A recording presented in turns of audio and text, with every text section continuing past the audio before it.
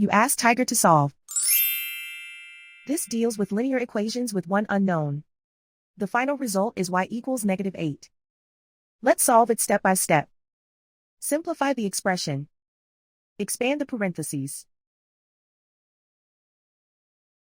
Simplify the arithmetic. Group all y terms on the left side of the equation. Add 7y to both sides. Group like terms. Simplify the arithmetic. Group like terms. Simplify the arithmetic. Group all constants on the right side of the equation. Add 4 to both sides. Simplify the arithmetic.